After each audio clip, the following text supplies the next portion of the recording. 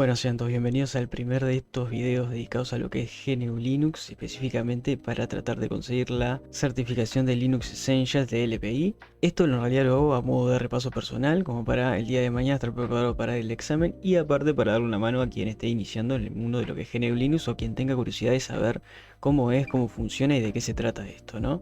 Entonces yo creo que la primera pregunta que nos hacemos todos cuando no sabemos qué carajo es Linux es, bueno, ¿por qué usar GNU Linux, no? Entonces acá se me ocurrió listar determinados puntos que pueden llegar a ser, digamos, como el camino al cual todos llegamos a lo que es GNU Linux, ¿no? Por lo menos la gente que esté viendo este video y mi caso personal. Entonces el primer punto se me ocurrió curiosidad. Todos alguna vez habremos escuchado de Linux o qué es Linux, o de repente tenemos gente conocida que usa el sistema operativo y nos llama la atención porque generalmente estamos acostumbrados a escuchar sobre Windows, siguen siendo el principal sistema operativo en el escritorio, pero mucha gente últimamente ha estado migrando a lo que es GNU Linux por distintos motivos, ¿no? Uno de ellos, por ejemplo, podría ser este mismo, la curiosidad de saber qué es y cómo funciona y si hay mucha diferencia con lo que es Windows.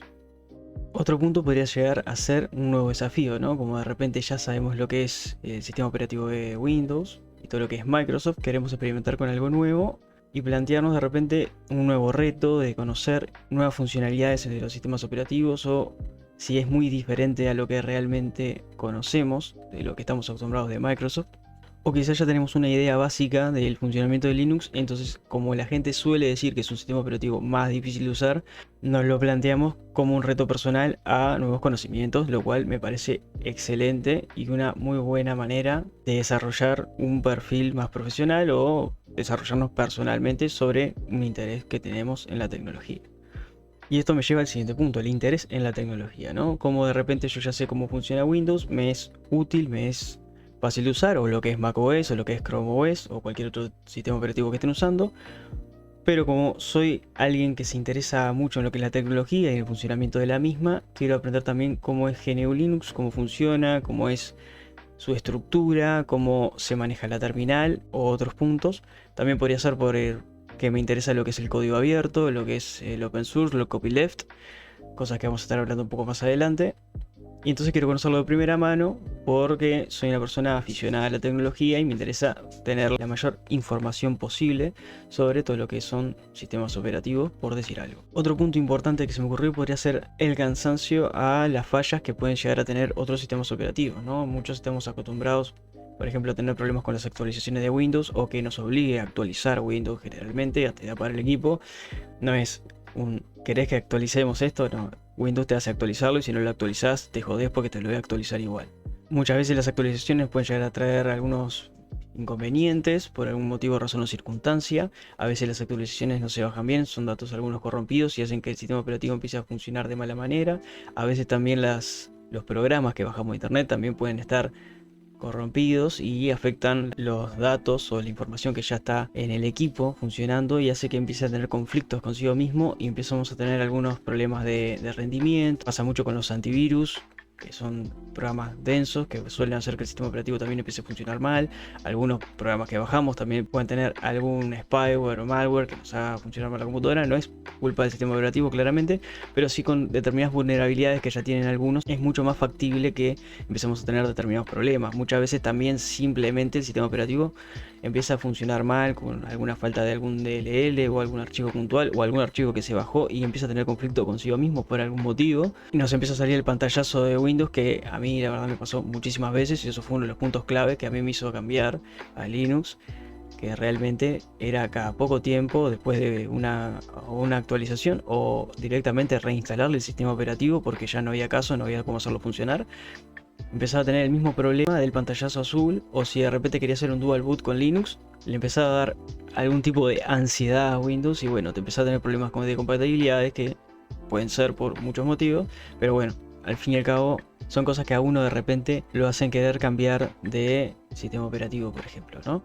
Con macOS probablemente el soporte mismo que brinda Mac, por lo que sale también de costoso, puede llegar a tener alguna solución, pero a la larga se vuelven obsoletos y bueno, tenés que cambiar el equipo directamente porque macOS, al ser un sistema cerrado, usan su propio hardware y no puedes instalar Mac en cualquier computadora. Y las últimas noticias que he estado leyendo de Windows, se han encontrado muchísimos bugs en lo que es Windows 11 y quieren apurar Windows 12, así que yo no sé en qué va a terminar eso.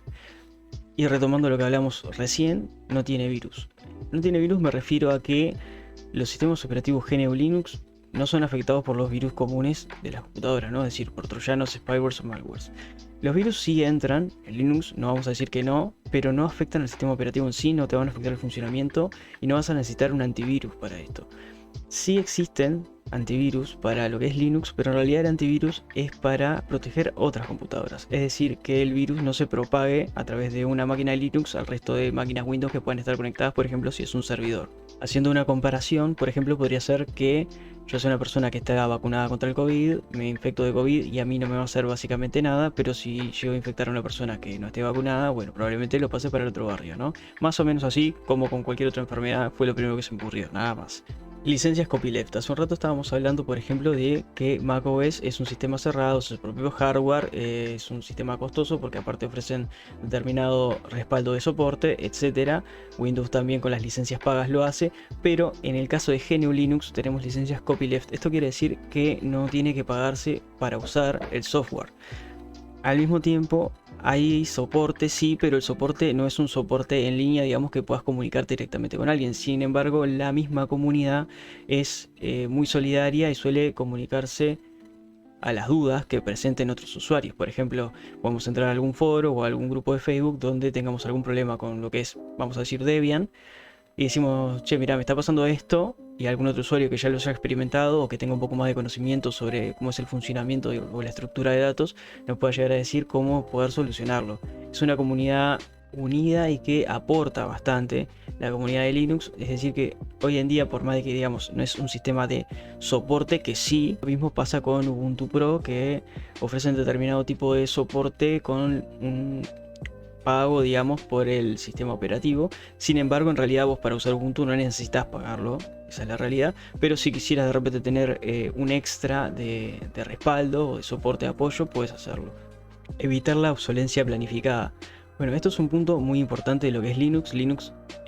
GNU Linux, mejor dicho, es conocido por revivir computadoras viejas o computadoras casi que obsoletas, computadoras de muchos años, porque con menos cantidad de recursos del resto de los sistemas operativos suelen hacer funcionar muy fluido y muy bien computadoras que hoy en día, por ejemplo, con Windows 10 no podrían ser usadas, con Windows 11 menos, por ejemplo, y que claramente no se le puede instalar macOS, por ejemplo, porque tienen su propio sistema cerrado de hardware, ¿no?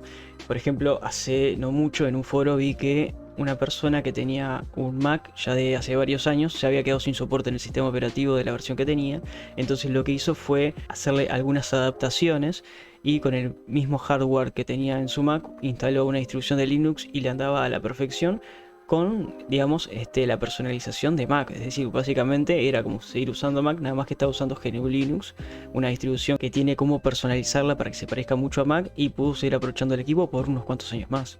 De esta manera evitamos tener que estar haciendo un cambio de hardware constantemente, adquiriendo de repente nuevos procesadores, nueva memoria RAM, nueva tarjeta gráfica para poder hacer que el sistema corra.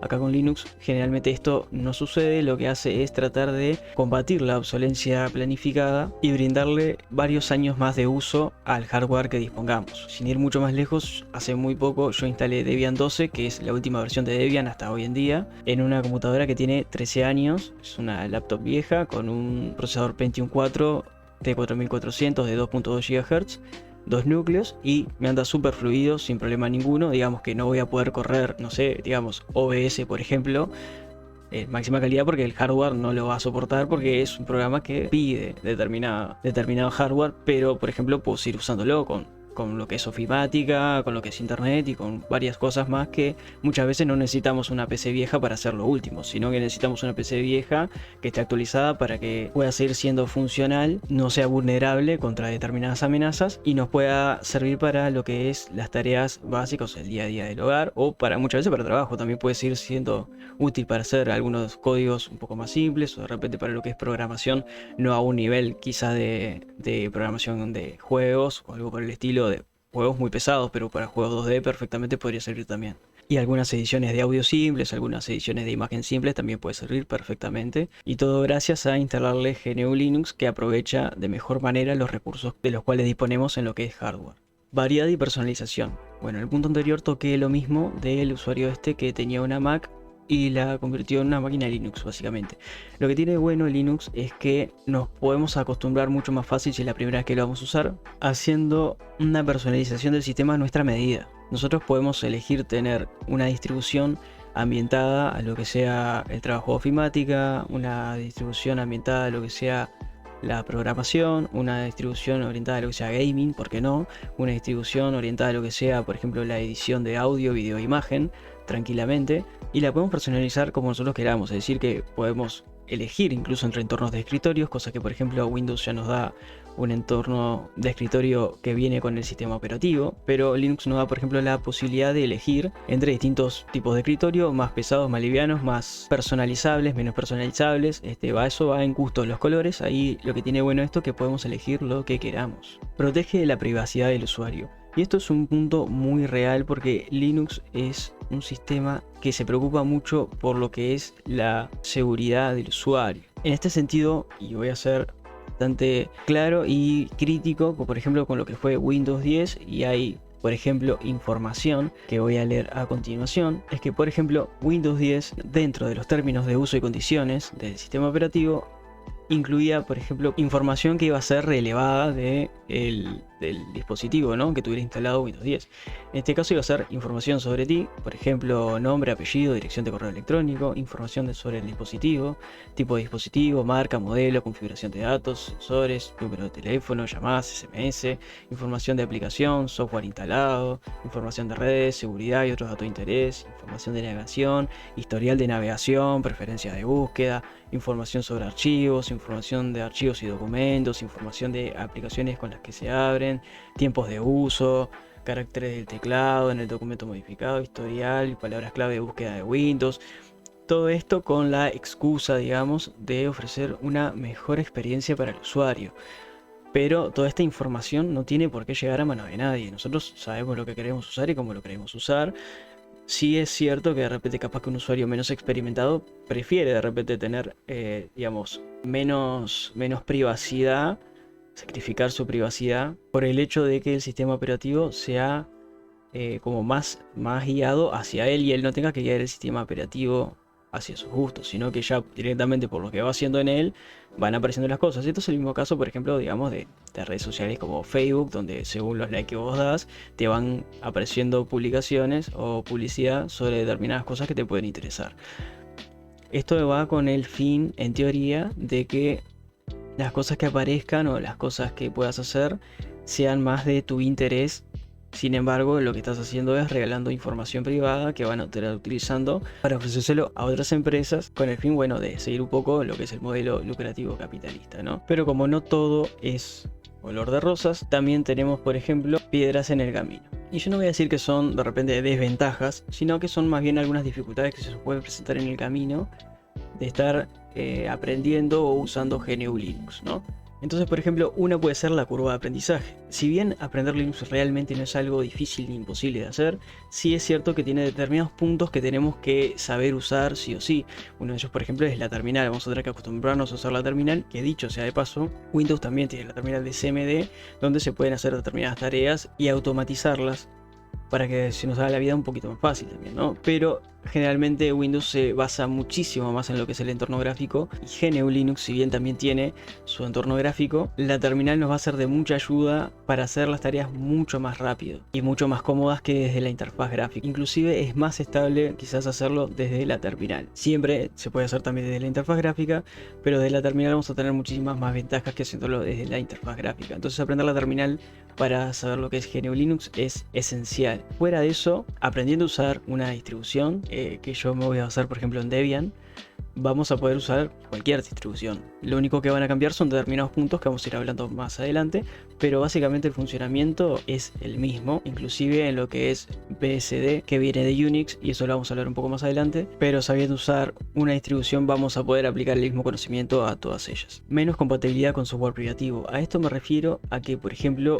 en Linux no vamos a instalar Photoshop y no lo vamos a poder hacer con un doble clic como lo hacemos en Windows, por ejemplo. Pero sí podemos usar Photoshop con otros programas que son para emular un sistema de Windows. O podríamos hacerlo, por ejemplo, virtualizando una máquina con Windows. No lo vamos a poder hacer de forma nativa propiamente dicho. Con muchos de los software privativos va a pasar eso. Creo que con la totalidad del software privativo. Necesidad de software privativo. Conozco mucha gente que sigue usando Windows en un dual boot, por ejemplo, por lo que es la ofimática. Como algunos otros programas privativos como AutoCAD o Photoshop también, o algún tipo de programa privativo que no puedan encontrar un reemplazo dentro de lo que es Linux por específicamente tareas a nivel profesional muy exigentes o muy clave donde sí o sí tengan que usar software privativo.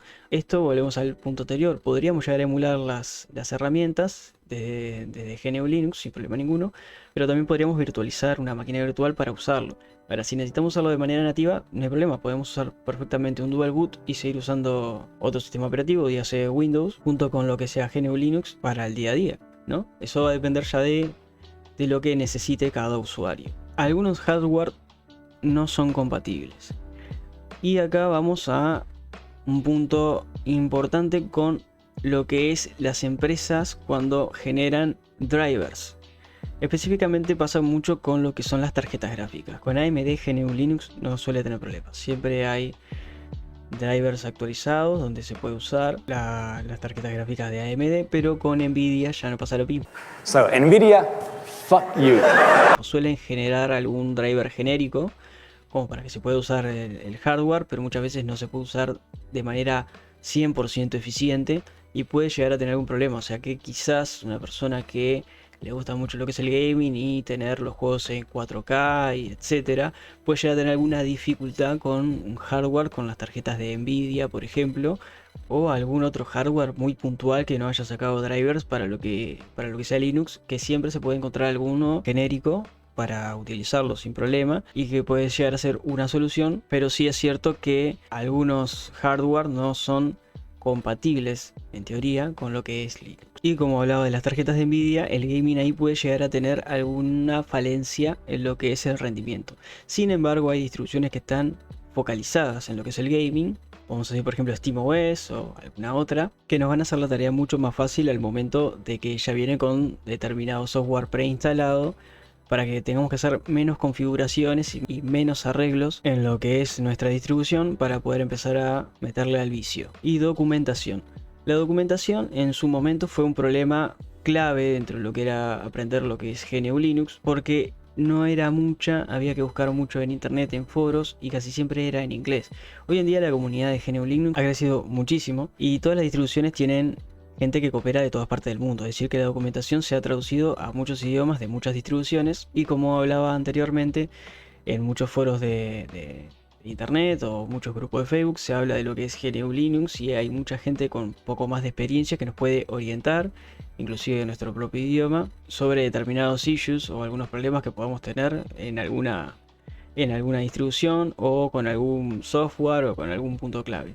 Es decir que sí hay mucha más documentación, sí se ha traducido a muchos más idiomas, pero podemos llegar a tener el problema puntual con alguna distribución menos usada o con menos comunidad. Vamos a decir por ejemplo Void Linux, que es una distribución buenísima, pero por ejemplo, hasta donde yo sé que debe haber grupos en español, la documentación oficial está en inglés. Si sos una persona que sabe inglés o que se maneja con inglés, no vas a tener problema ninguno. Sin embargo, para las personas que no dominan el idioma, puede ser que tengan un poco más de complicaciones con algunas distribuciones. Esto no es el caso general, sino que son algunos puntuales. Por ejemplo, se me ocurrió Void, o por ejemplo por ser Alpine, que si no me equivoco también está en inglés la documentación, pero seguramente de haber usuarios que hablan español que la usan y que te van a poder ayudar. Y bueno, sin mucho más que decir, nos estamos viendo en el primer video de esta serie de videos sobre lo que es GNU Linux, donde vamos a hablar un poco sobre la historia, los inicios de lo que fue Linux, Unix y cómo es que se generó este vínculo GNU Linux específicamente.